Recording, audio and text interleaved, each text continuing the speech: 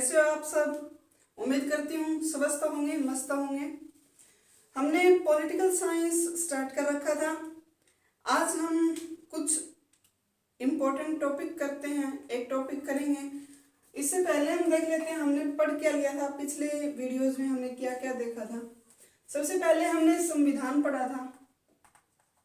संविधान कैसे बना, क्यों बना, ये सब हमने पढ़ा था।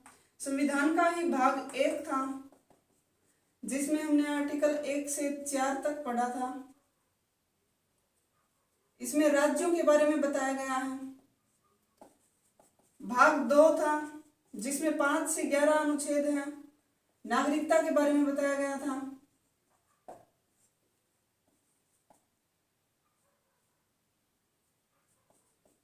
भाग 3 है, 12 से 35 अनुच्छेद के अंतर्गत आता है।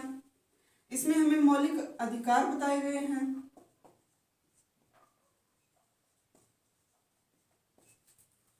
भाग 4 है,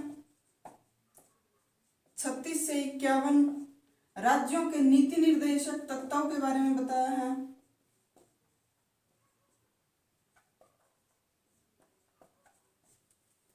भाग 4A आता है 51A अनुच्छेद में, जिसमें मौलिक कर्तव्य बताए गए हैं।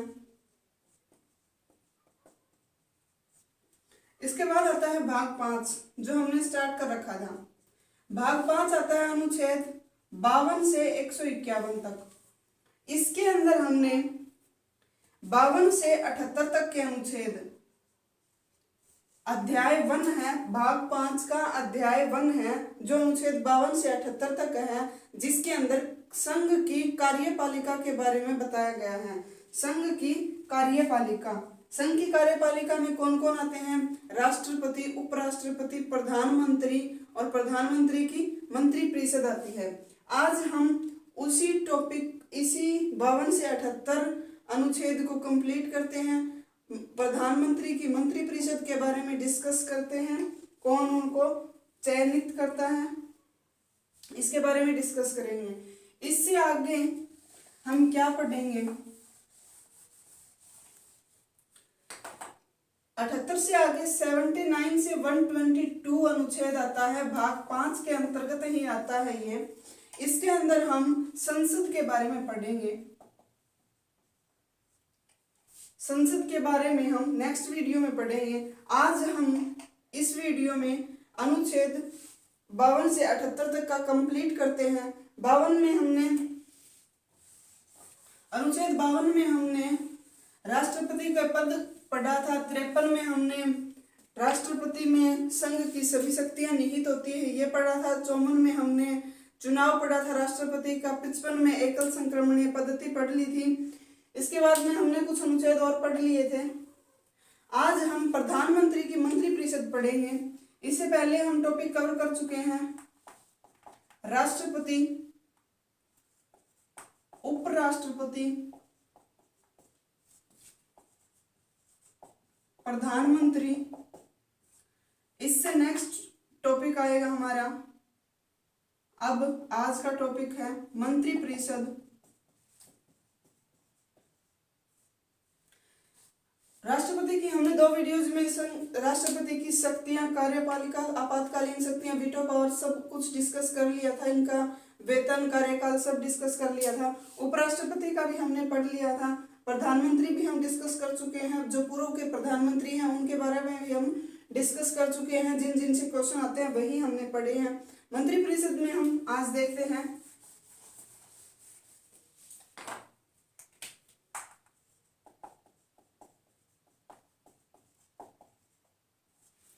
मंत्रिपरिषद। मंत्रिपरिषद होती क्या है? सबसे पहले हमने देखा था कि प्रधानमंत्री को कौन नियुक्त करता है? प्रधानमंत्री को नियुक्त करते हैं, प्रधानमंत्री की नियुक्ति किसके द्वारा की जाती है? राष्ट्रपति के द्वारा।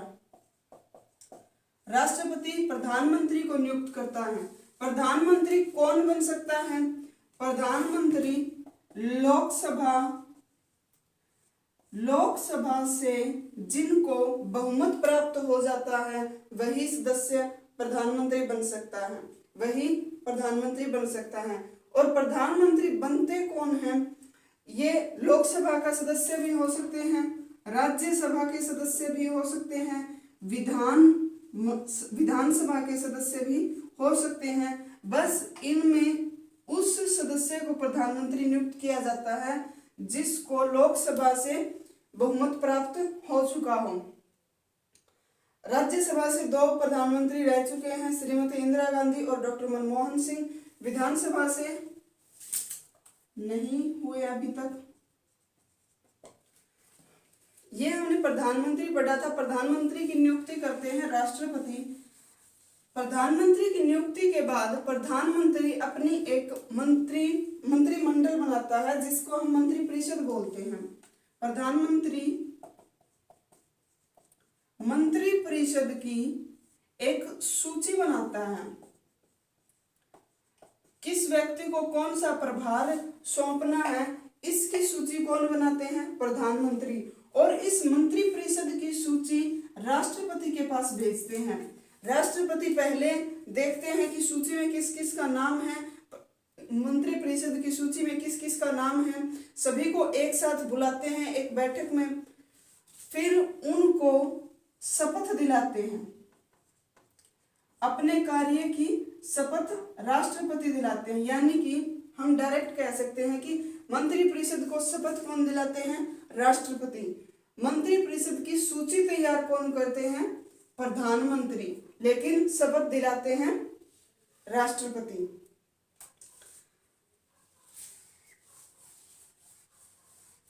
इसके बाद मंत्रिपरिषद में कौन कौन भाग ले सकता है?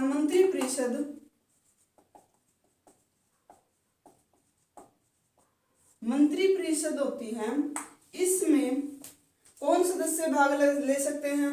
लोकसभा और राज्यसभा के सदस्य। लोकसभा या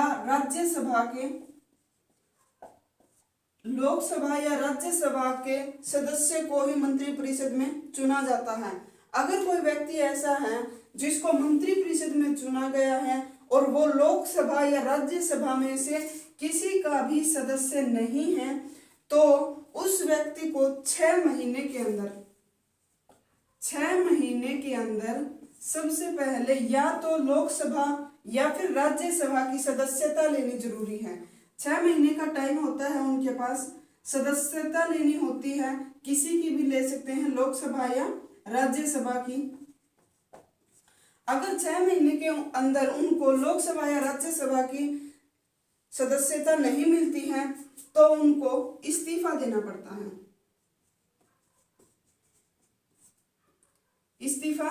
पड़ता है। अगर मंत्रिपरिषद में कोई व्यक्ति ऐसा है जिसको लोकसभा या राज्यसभा से सदस्यता नहीं मिली हुई है, तो उनको 6 महीने के अंदर या तो सदस्यता लेनी जरूरी है या फिर अगर उनको सदस्यता नहीं मिलती है तो उन्हें इस्तीफा देना होगा। इसके बाद हम देखते हैं कि मंत्रिपरिषद सामूहिक रूप से किसके प्रति उत्तरदायी रहती है? मंत्रिपरिषद सामूहिक रूप से लोकसभा के प्रति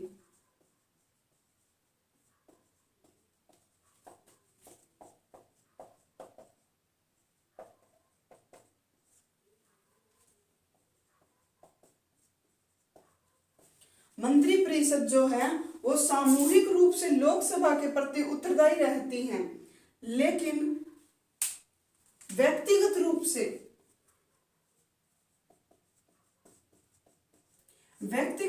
किसके प्रति उत्तरदायी रहती हैं? जो इनकी सूची बनाते हैं, यानी कि प्रधानमंत्री के प्रति।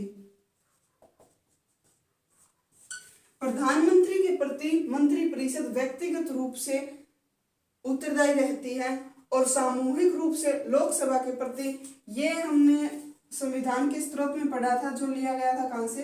ब्रिटेन से।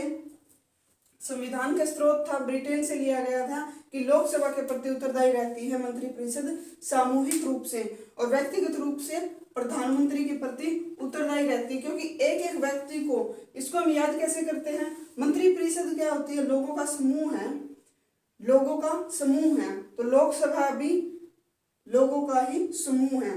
तो समूह जो है समूह के प्रति उत्तरदायी है, और व्यक्तिगत रूप से यानी कि एक व्यक्ति किसके प्रति उत्तरदायी रहते हैं, प्रधानमंत्री के प्रति, क्योंकि प्रधानमंत्री ने ही उस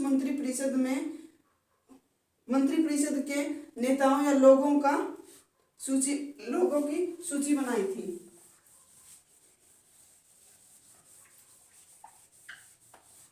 यही क्वेश्चन थे जो हमें डिस्कस करने थे मंत्रिपरिषद के बारे में। मंत्रिपरिषद का चुनाव, मंत्रिपरिषद की सूची कौन बनाते हैं, प्रधानमंत्री बनाते हैं। मंत्रिपरिषद को शपथ कौन दिलाते हैं, राष्ट्रपति उनको शपथ दिलाते हैं। सामूहिक रूप से लोकसभा के प्रति उत्तरदायी रहते हैं, और व्यक्तिगत रूप से प्रधानमंत्री के प्रति वो उत्तरदायी रहते हैं। 6 महीने के अंदर उनको लोकसभा या फिर राज्यसभा की सदस्यता लेनी जरूरी है। अगर उनको लोकसभा या राज्यसभा के किसी भी सदन की सदस्यता नहीं मिलती है तो उन्हें इस्तीफा देना पड़ता है। इसके बाद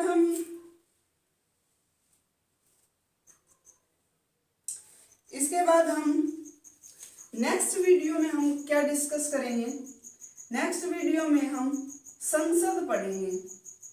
संसद आएगी 79 अनुच्छेद से 122। हमारे पास भाग 5 है, संविधान का भाग 5 है जो आता है 52 से 151 तक।